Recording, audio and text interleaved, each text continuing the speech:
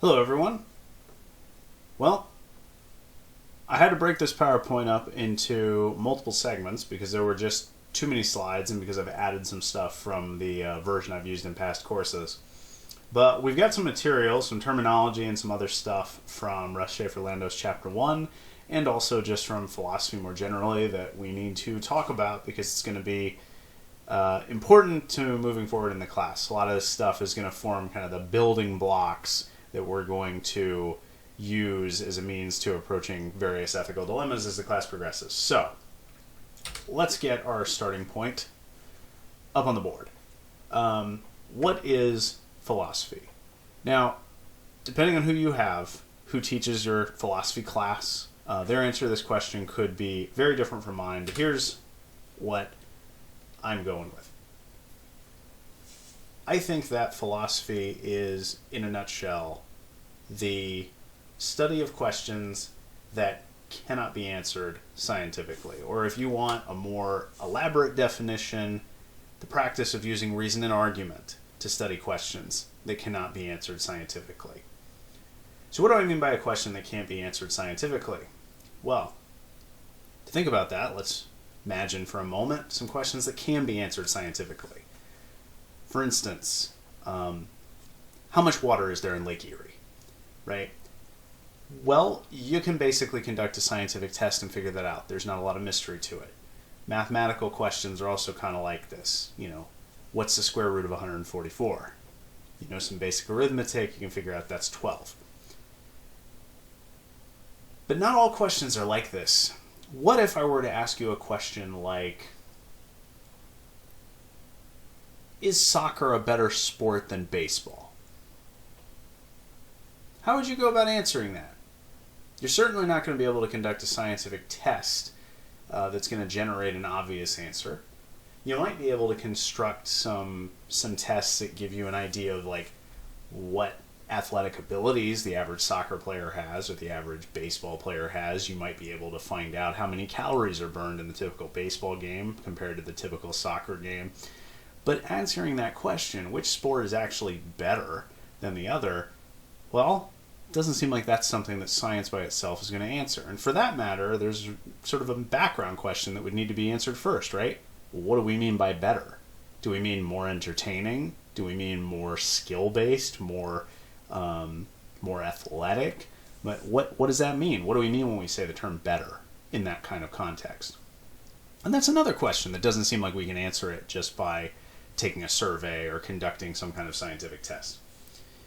What if we wanted to answer a question like, what's the best policy regarding police treatment of African Americans in the United States? It's not a question that now there might be some conclusions that we could reach by just looking at current events and things that are going on. We might be able to conclude, for instance, that, well, something's wrong here. Something's not right. But it's not like we're going to be able to conduct a basic scientific test or an opinion survey and come up with some kind of an answer to this difficult social policy question that we're confronting right now. We're going to have to do something different in order to reach that kind of judgment. So, philosophy is the discipline that tackles with those kinds of tough questions. Questions about justice, questions about social policy, questions about the nature of reality, the nature of knowledge, questions about what's real and what isn't. Does God exist? That's a classic philosophical question, for instance. These kinds of questions are outside the domain of the social and natural sciences. So we got to use different methods to try to answer them. Here are the broad topic areas of philosophy, at least under 21st century classifications. You got metaphysics, epistemology, value theory, and logic. Metaphysics is all about the nature of reality. That question I just asked earlier, does God exist? Or in other words, is God real? That would be considered a metaphysical question. Epistemology, what's the nature of knowledge? What does it mean to know things? What does it mean to be justified in believing something? Those are some of the main questions in that area of philosophy. Value theory. This typically can be broken down into two sub-areas. Ethics, which if you've done the Shafer-Lando reading, we've already got kind of an idea, somewhat of a handle on what that is. That's what this course is going to be about. Or aesthetics, which is a study of beauty, right? what are the properties that make something beautiful? How do we separate beauty from ugliness? Is beauty objective or subjective? Objective meaning like, third personal, just there are things that are factually beautiful as a matter of the state of the world, or subjective where, the beauty is in the eye of the beholder type view. Those kinds of questions fall under the realm of aesthetics. And finally, logic. What methods of reasoning are good or bad? Right? What separates a good argument from a bad argument? That's actually what most of this PowerPoint is going to be about. Most of it's going to be about kind of basic logic and informal logic. Here's another way to break these things down. This comes from Carla Pierce, Pierce, not sure exactly how to pronounce her name because it never met her, but she put together this little chart to kind of classify the different areas. You'll see that in her classification, she separates value theory into, at the bottom of the that middle column of yellow rectangles. You'll see aesthetics and moral philosophy or ethics are separate, and she's also broken down ethics into its three main areas. Similar in a similar way to how Russ Schaefer Landau did it in Chapter 1 of his The Fundamentals of Ethics. Now, throughout this course, we are going to be talking about arguments. So we got to say a little bit about what they are, how to identify them, how to distinguish good arguments from bad arguments. So in the context of this class, an argument does not just mean a disagreement or a competition to prove someone else wrong or anything like that. It just means a line of reasoning that you're offering to support some kind of claim, or if it's a really elaborate claim, perhaps a thesis. Every argument always is going to have two components. You're going to have supporting ideas, known as premises, and you're going to have a conclusion that you're trying to support with those premises. Now, may not sound super complicated, but arguments can be pretty complex and difficult to discern in passages. That said, I'm going to give you a few examples of outlined arguments just to illustrate these concepts at kind of a basic level. You won't often see arguments like this in your readings. Sometimes you will, but often you'll have to extract them from prose passages.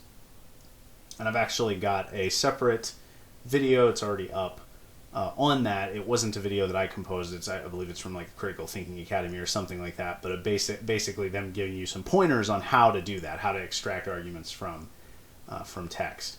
But here's an example of an argument about downloading music. So first claim in this is a regimented argument. So you've got the claims have been isolated and numbered, and they go in sequence. So downloading music from the internet without paying is the same as stealing. Stealing is wrong, therefore it's wrong to download music from the internet. Should be clear based on how this is sort of structured. That's the conclusion. A person who's putting this argument forward, that's the claim that they'd be trying to establish, and they would be supporting that claim by reference to these premises. Right? So here, the argument is pretty straightforward. They're essentially just saying, look, there's no meaningful difference between stealing in general and downloading music off the internet without paying for it. I also noticed an error here that I'll correct when I put up the slides. That conclusion is supposed to say it's wrong to download music from the internet without paying, because that's sort of the critical component of what would make it analogous to stealing. But of course, someone could still run this same argument. It would just be a bad argument. You'd be making a mistake. You'd be making a conclusion that's too general from the premises that you're trying to establish. Here's a different one. Everyone should have a right to speak freely. Restricting a person's speech because it is offensive violates their right to speak freely. Therefore, it is wrong to restrict a person's speech just because what they say is offensive. So again, here at the end, we've got the conclusion, and these two claims previously support it. So this is an appeal to individual rights, trying to say, so you could imagine someone making an argument like this if, for instance, a stand-up comic maybe got banned from a particular club or venue because some of the jokes they made were perceived to be offensive by members of the audience. Or you could see someone making it about a person in a public setting who had said something offensive, as part of their platform and had been fired or or suspended or banned or something like that. Permutations of this argument pop up now and again in a lot of different contexts.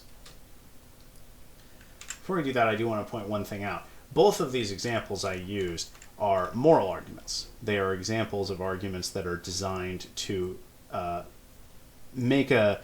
reach a conclusion about some kind of morally controversial issue. So both of them involve language that evokes a moral connotation. In this one, the word is wrong, right? Stealing is wrong. It's wrong to download music from the internet.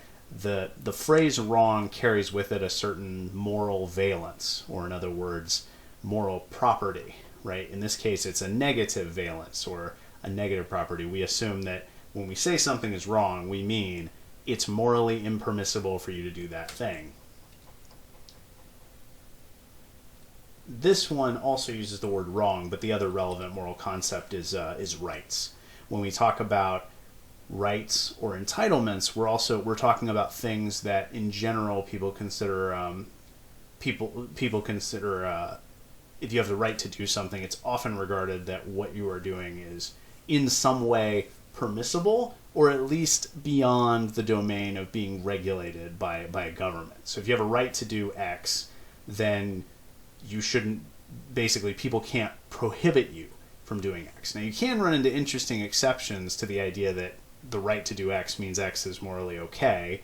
You may have a right, for example, to view pornography in the privacy of your own home, but there are some fairly compelling ethical arguments. There are certain forms of pornography that people ought not to view because, for example, they reinforce certain kinds of negative gender stereotypes, or they're demeaning toward women, etc.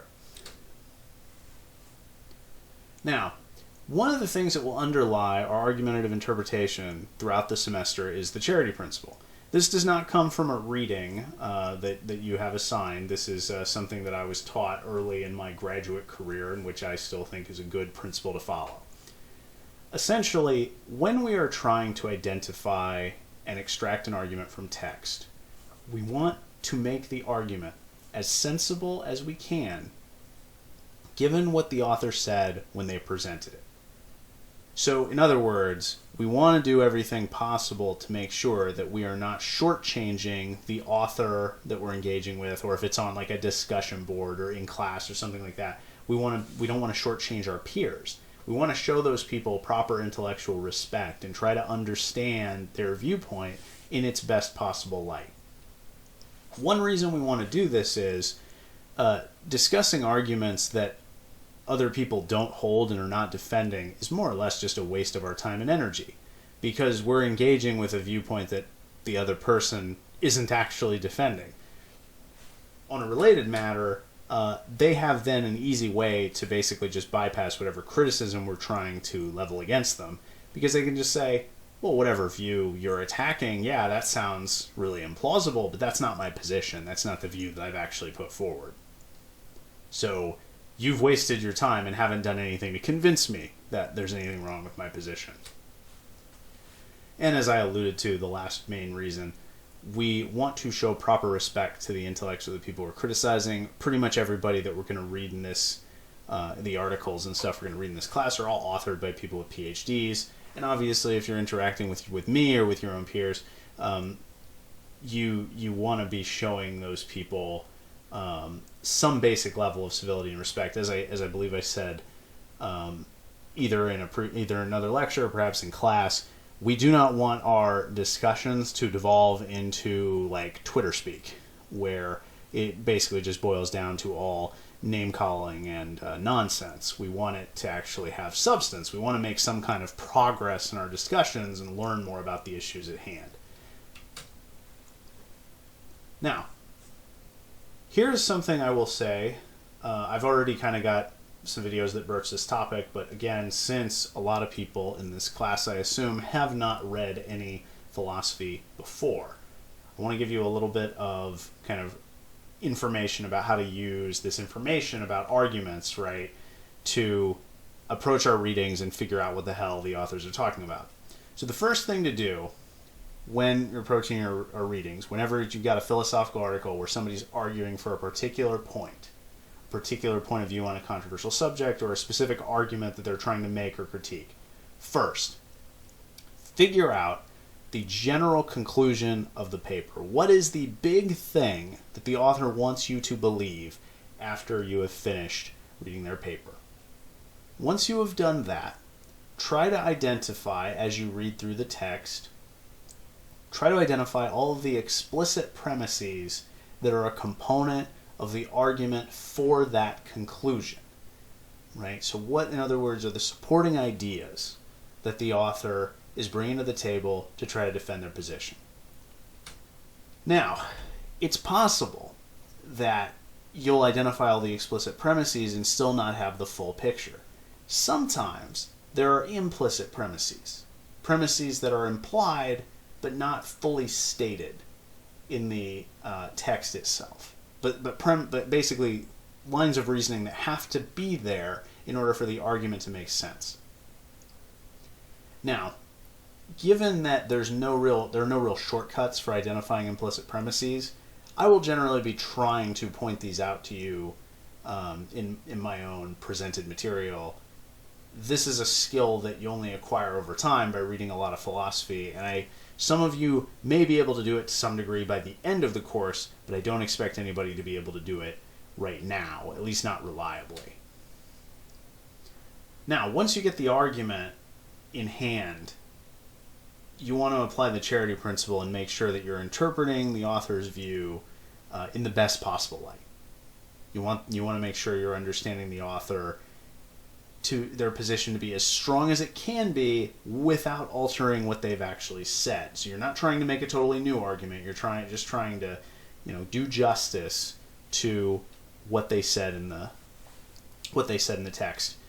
And the last thing, if you've got all the pieces, you could try to outline the main argument in your notes or something like that to the best of your ability. So in other words, you take a big article, 12, 15-page article, and you try to pare it down to where you've got maybe something like this. It might have more premises, might have more steps leading up to the conclusion, but something like this where you wind up with a couple of main supporting points that lead you to a conclusion that's the main thesis of the paper. That's at least the theory anyway. It's very much an easier said than done thing. Some of the articles we'll read will be fairly complex, and also some of them will have multiple arguments that are going on. They'll have multiple theses that they're arguing for, and so it won't just be, this wouldn't be something that you would just have to do once. You'd have to run through this process more than once. Okay, so this is the big and maybe most important question for this short little lecture. What is it that makes an argument good? What is it that separates a good argument from a bad one? There are two critical properties of a good argument. First, the argument has to have what we call valid form. What that means is, if the premises of the argument are true, then the conclusion must be true as well. Now, when we talk about valid form, we're not talking about the content of the premises or the content of the conclusion. We're talking about the relationship between those two things. So, I'll use one example from the Rush Schaefer Lando text here in a minute to illustrate this. You can have arguments where there's no logical relationship between the truth of the premises and the truth of the conclusion. And if that's your situation, then your argument is screwed before it even gets off the ground. Because a reader could literally read your argument and just conclude, okay, I agree with all the premises in your argument, but that they don't support the conclusion, so you haven't convinced me that your actual endorsed position is correct. So you'll want to make sure that the premises you're putting forward actually support the conclusion that you're advocating. And the second ingredient is the premises of the argument have to actually be true. Now I've put in parentheses here, or at least acceptable. There can be situations, especially with like complex moral principles, where a premise in an argument isn't true in the same way that like water is H2O is true. Right? It'd be like, we might judge it like, this premise is, as far as our best guess goes, true, but it's possible in the future we might revise this moral judgment. So we're going to accept it as true for now and, kind of operate on the assumption that the argument works. But we're, open to the possibility in the future that this principle might need to be revised or restricted in some kind of way. But at a minimum, the premises that we've got in an argument need to be such that you can accept them under the current circumstances as if they were true. So this means that a bad argument is going to lack at least one of these features. It's either going to be invalid, or it's going to be valid but have a false premise.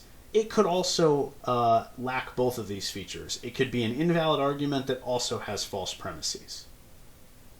Those are all possible. Now, one thing to notice about this. Nowhere in here does it say, is there anything that says that a bad argument must have a false conclusion. Sometimes bad arguments can have true conclusions. It's just in the same way that you can get an answer right on a math test with a lucky guess. That one time you put down 42 and it happened to actually be 42. It doesn't mean that your mathematical reasoning was good, but you did get the right answer. The same thing can happen with arguments. You can make an invalid argument with false premises that somehow has a true conclusion. But it may just be a conclusion that was true because of dumb luck or because of some kind of other fluky element of the argument that you were putting forward. That doesn't mean that the argument was good. Just because you have a true conclusion doesn't mean that the argument was good. So here's a little more terminology fleshing out those ideas. This is a different way to define validity, slightly different than what I put on the previous. Here I said if the premises are true, then the conclusion must be true as well. Here I've said a valid argument is an argument with a form that requires the conclusion to be true if the premises are true. Another way to put it would be, if you have a valid argument form, it is impossible for the conclusion to be false if the premises are true. Lots of different ways to cash out the same idea. Again, the key is you have a certain kind of logical relationship between the premises and the conclusion, such that if the premises are true, then you can't reject the conclusion of the argument. That's the key relationship. So of course an invalid argument is just the opposite of this. It's an argument with a form that allows the conclusion to be false even if the premises are true. And then we have new term, sound argument. This is the sort of holy grail of philosophical arguments. It's an argument that has valid form and true premises, which means it is an argument with true premises that logically lead to a true conclusion. It's the best type of argument that you can make. If you encounter a sound argument, then you should endorse the conclusion. And that's, of course, what anybody who's doing philosophy, that's what we're trying to do. We're trying to develop arguments that are so strong that they essentially can't be refuted. All right, there's going to be like kind of an awkward jump cut here because I had a slide out of order, so I had to stop and go back, swap a few things around. But here's the, this is an argument from Russ Schaefer Landau's text from chapter 1. I'm just taking this straight out of it. You will probably recognize the pattern here. Again, the third claim is the conclusion. The first two claims are premises. This is about using heroin. And Schaefer Landau puts this forward as an example of a drug, an argument against drug use, basically. He says, heroin's a drug, selling heroin's illegal, therefore heroin use is immoral. Now, he puts this forward in the text as an example, a fairly straightforward one, of an invalid argument. The reason it's an invalid argument is because even if the premises are true, they don't establish the conclusion. So the fact that heroin's a drug, that by itself doesn't establish that heroin use is immoral. There are plenty of examples of things that are, strictly speaking, drugs that are not immoral to use. Caffeine is technically a drug, and caffeine is not only legal, but also a lot of people don't think there's any moral problem with its consumption. And then we've got selling heroin is illegal, therefore heroin use is immoral. Well, historically, there have been all kinds of examples of things that were illegal to sell at one time or another that, again, people don't seem to have any moral qualms about using. So think about, go back to the Prohibition era when alcohol was illegal to sell. Well, nowadays we generally think that at least some forms of alcohol consumption is permissible. All good things in moderation and all that, but of course, aside from excessive alcohol consumption, we generally think that's okay, and it was illegal to do it one time. So this argument just doesn't work. It doesn't establish the conclusion that it's putting forward. Both the premises, as a matter of fact, are true, yet we can imagine somebody reading this argument and just thinking, well, yeah, but that doesn't give me, neither of the supporting points that you've brought up give me any real reason to think that it's immoral to use heroin. It might be foolish, perhaps, if I thought there was a high probability I would get caught doing it, or if I thought that it would, harm me or some way, or that I'd become addicted. But to actually say it's immoral for me to do it, you'd need a different kind of argument. So there's an interesting, question we can ask here about how exactly would you go about fixing that argument? How do you fix an invalid argument? Well, remember, a problem with an invalid argument is its structure, right? It's about the relationship between the premises and the conclusion. So what we need to do is we've got to find a way to change the premises to eliminate the gap between them and the conclusion. This might mean rewriting a premise, or it might mean adding a premise to establish some kind of an at least in the current form of the argument, unstated link or connection between the premises and the conclusion. So here's one way we could do it. You could basically just forget about the observation that heroin's a drug. I mean, that's true, but that doesn't really, to me at least, that doesn't seem to be doing anything for the argument. So how about this argument instead? Selling heroin's illegal. If it's illegal to sell something, then it must be immoral to use that thing. Therefore, heroin use is immoral. This change does make the argument valid, because now you can see, if you accept that selling heroin is illegal, and if you accept that when it's illegal to sell something, it's also immoral to use that thing, then you're led to the conclusion that heroin use is immoral. So now we've got a valid argument. However, the problem here is that we've created this valid argument by postulating a second premise that just on its face looks quite dubious. The fact that, all we need is one example of an object that either now or in the past it has been illegal to sell that thing, but not immoral to use that thing. And I already mentioned one example, which seemed like, alcohol during the Prohibition era. There are probably tons of others that you may be able to come up with. So the second premise is almost surely false, so I'm not suggesting that this is a good argument overall.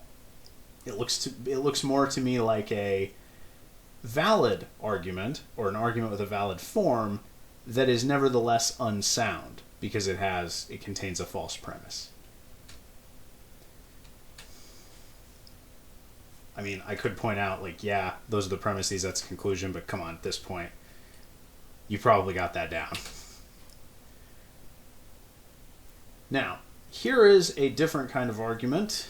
I don't think I've used this one yet. No, it's about gun control. We have not seen this one yet. So here's argument number 4. I'm going to use this to illustrate a different observation about the arguments that we've been considering up to this point in the presentation.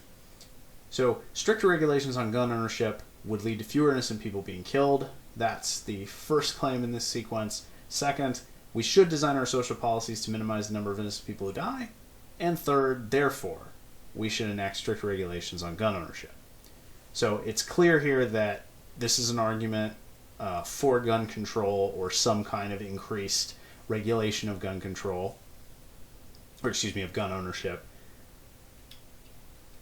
And these are the supporting ideas, right? So the first claim is a statement about what would happen if we actually enacted stricter regulations. Are not specified here, but maybe it's more background checks, maybe it's a more rigorous training program before you can actually purchase firearms for yourself, or maybe it's just maybe it's an actual ban on certain types of weapons, a ban on assault weapons, or a ban on semi-automatic handguns, or something like that. Who knows? The second claim is a little bit different than that. It is a claim about the kinds of social policies that we should strive to enact, and it says, the guiding principle behind our social policies should be minimizing the number of innocent people who die. So what we can recognize here is that in this argument that I just presented, The first claim is clearly a non-moral claim, or a descriptive claim, as it's called in some other contexts. It's an empirical assessment of what the results of stricter gun regulations would be, right? What would that lead to? Well, it would lead to fewer innocent people being killed. So how would we assess whether that premise is true? Well, we'll get to that in a second. Let's point out the second claim. The second claim is a moral claim. It's a claim about what we morally ought to do, or what would be just or unjust, or right or wrong, or something like that. So we go back to the language here. We should, or we ought, this carries a moral valence, or a moral significance. When you see should or ought, there's almost always going to be in the context of this class, an implied, like, kind of we morally ought, or we morally should design our social policies to minimize the number of innocent people who die. So, the first claim here about what would happen if we had stricter gun regulations, we can try to determine the truth of that claim using the methods of the natural and social sciences. But we're not going to be able to do that with number 2. So, hold on, before we go to that slide, let's back it up for a second. So if we're thinking here, what would we use for evidence for this first claim? Stricter regulations on gun ownership would lead to fewer innocent people being killed. Well, we'd want to know maybe homicide rates in areas with strict gun regulations versus areas that have lax gun regulations. Or maybe we could find an area of the country where they had lax gun regulations and then they tightened them up, and we could see if the homicide rate actually went down. If it didn't go down, then that would be some evidence that this claim is false. If it did go down, that would be some evidence that the claim is true. We could also try to look at national data. We could look at what happened in various countries around the world when they enacted certain kinds of tighter gun regulations, and see if it actually decreased the homicide rate. So there are ways we could do it. There's a lot of different data we could get. One of the other things we'd need to be mindful of is counter evidence. So one of the things that you might see if you have stricter regulations on gun ownership is you would see some people who no longer have, say, a handgun in their house for self-defense. There might be more deaths going the other way, right? Where those people might have been able to deter attackers or defend themselves if they'd had access to a handgun, but they didn't. And so they were robbed or harmed or maybe even killed when they wouldn't have otherwise been. So we wouldn't just want to look for evidence one way, we'd also need to consider evidence going the other way, because there are instances every year of people who use guns in lawful self-defense situations. But the second claim is trickier, isn't it? So before we move on to that, kind of allude to that, I'm going to probably address that in the next lecture. But 3 general questions we should ask when we're evaluating non-moral premises. First, when we're gathering evidence from other sources, are those sources reliable? So if we're thinking about a gun control issue, if you're getting your empirical data from the National Rifle Association, that may not be the most reliable source. If you're investigating a question about the treatment of animals, and you're getting your data from PETA, which is an activist organization, that may not be the most reliable source. You want sources from people who have PhDs or other advanced degrees in their field, who are unbiased, haven't been, their research isn't being funded by someone who has a financial interest in the results of their study. Who you don't want them to be like a politically motivated organization, ideally at least. Sometimes with certain things that's hard to avoid, because those groups or organizations will likely have more money to attract researchers and to fund studies. So it's not always going to be the case that you're going to be able to, that every source you're going to be able to find is going to tick every single box on what makes the sources reliable. But the more boxes you can tick, unbiased, highly qualified, cognizant of counter evidence or responsive to counter evidence, whatever, those kinds of things, the more you can tick, the more boxes you can tick in that list, the better. and this I mentioned here, is there any conflicting evidence? So you'll want to consider, is this study that I'm looking at, is this an anomalous study? Is this like the only study out of 200 that actually draws this conclusion, or is this more representative of the general trend? And the last one is be wary of appeals to emotion. There are lots of instances where instead of backing up arguments with logical reasons, people just try to tug at your heartstrings to get you to endorse a certain conclusion. Generally, we won't see that too often in our readings, because the people we'll be reading are people who are pretty skilled in making analytical arguments. But in common, especially if you're seeing something on the news, or especially if it's something in like advertising, like promoting some kind of social cause or whatever, a lot of times you will see things, there won't be very many actual facts put forward to try to persuade you. It'll just be an appeal to emotion. It's something you want to watch out for. Now, what about moral premises, though? Because I've already kind of alluded to the fact that moral premises can't be assessed through the methods of the natural and social sciences by themselves. They can give us data that might be helpful in making some judgments, but that's not going to be the only thing that you can base those judgments on. So, how are we going to evaluate a claim like that second claim, that claim about social policies? What are we going to do to evaluate this claim right here? How do we assess a claim saying how we should design our social policies as being true or false?